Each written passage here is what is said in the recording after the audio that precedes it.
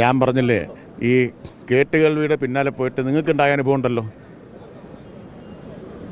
ഒന്നാം പേജിൽ നിങ്ങളെല്ലാം റിപ്പോർട്ട് ചെയ്ത കാര്യമായിരുന്നു സോണിയാഗാന്ധി ജോസ് കെ മാണിയെ വിളിച്ചെന്ന്. സോണിയാഗാന്ധി ആശുപത്രി കിടക്കുമ്പോഴാണത്. ജോസ് കെ മാണി പറഞ്ഞു അങ്ങനെ വിളിച്ചിട്ടില്ല എന്നുള്ളത് പറഞ്ഞില്ലേ. കേട്ടുകേൾവിയുടെ പിന്നാലെ പോയിട്ട് ഇനി ഞാൻ കുഴി ചാടേണ്ട കാര്യമില്ലല്ലോ. അങ്ങ് ഈ ദേശീയ രാഷ്ട്രീയത്തിൽ ഇടപെടുന്ന ആളായതുകൊണ്ടുകൂടി അറിയുന്ന ആളോട് ചോദിക്കാം.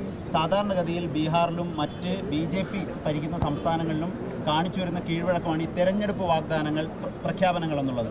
അതിൻ്റെ ഭാഗമായി ഇതിനെ വിലയിരുത്തിയാൽ അതിനെ തെറ്റു പറയാൻ കഴിയും.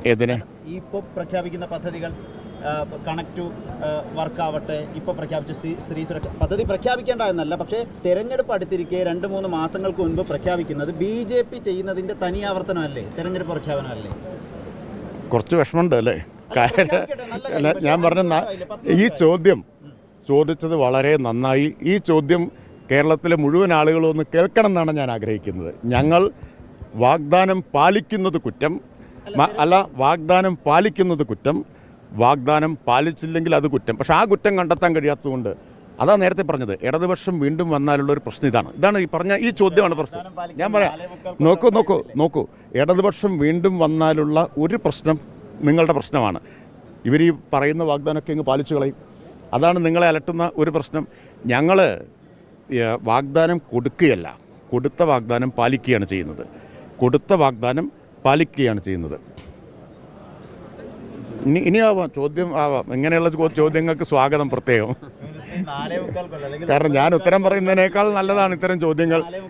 അതിനേക്കാൾ ലൗഡറാണ് ഇത്തരം ചോദ്യങ്ങൾ.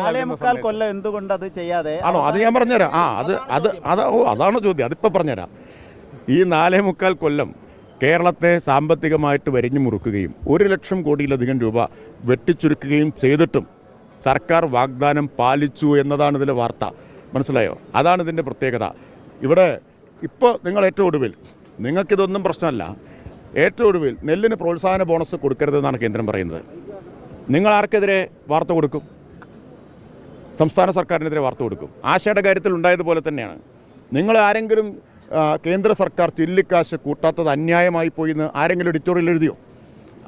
ആശാമാർക്ക് എഴുതിയോ? ഞങ്ങളല്ലേ, കേരളത്തിലെ ഗവൺമെൻറ്റല്ലേ 2000 രൂപ വർദ്ധിപ്പിച്ചു കൊടുത്തത്.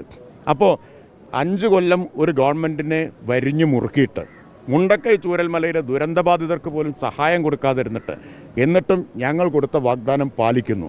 അപ്പോൾ അത് എത്രത്തോളം UDFനെയും UDFൻ്റെ പിന്നിൽ അണിനിരക്കുന്നവരെയും അസ്വസ്ഥരാക്കും എന്നിപ്പോൾ നമ്മൾ കണ്ടുകൊണ്ടിരിക്കുകയാണ്.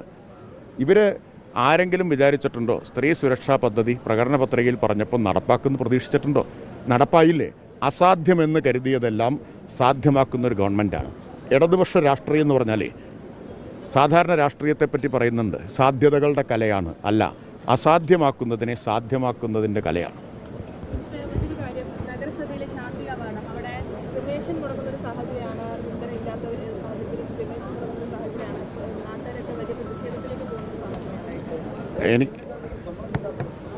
എൻ്റെ ശ്രദ്ധയിൽ വന്നിട്ടില്ല. അത് കോർപ്പറേഷൻ മേയറോടല്ലേ ചോദിക്കേണ്ടത്.